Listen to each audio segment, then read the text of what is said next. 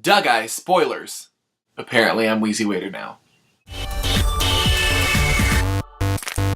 PN it's Saturday, and this cycle we have been talking about season finales, and I actually haven't seen half of the videos because of spoilers. I have taken a break in my Doctor Who catching up / binging in order to catch up / binge on Once Upon a Time, and I just finished watching the season finale, and now I'm gonna geek out about it on the internet. So anyone who has watched any large amount of television knows that there are one of two ways that a season can end. They can either end with a huge, dramatic, random cliffhanger, or they can end with a huge, dramatic setup for the next season. Both of these things are designed to get us excited about the next season, and if you watch Once Upon a Time, you know that season 2 ended with the second kind, the big setup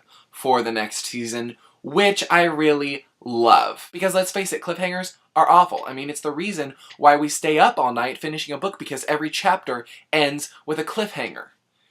And yet for some reason I continue to buy Ted Dekker books. Personally, things that I am super psyched about in the new season: Neverland, because the Shadow is kind of creepy and ominous, and Peter is actually a bad guy, although in the history of things, we know that he's probably not all bad. I'm excited to finally see everyone working together, like to see Regina and Emma and Snow and Charming finally all be on the same team. One of my favorite things about the second season was getting to see Regina struggle to be better and to be a better person. I mean, I have been pulling for her redemption ever since we saw pre-evil Regina in season 1, and I was just like, there is hope for this character.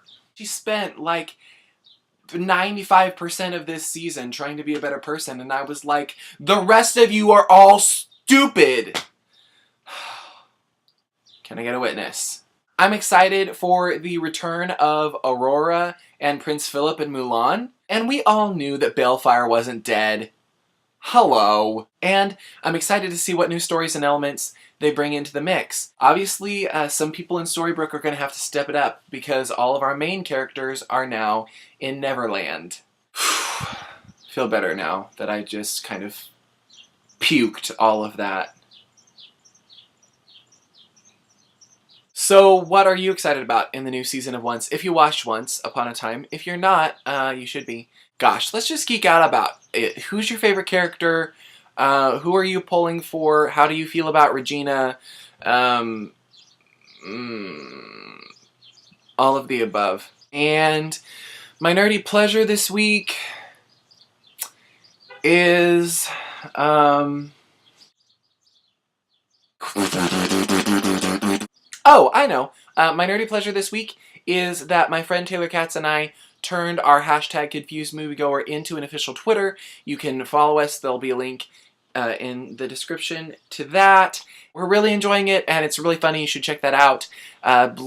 Leave your Once Upon a Time geekingness in the comments, and we'll all freak out together. And Danny, we'll see you on Monday.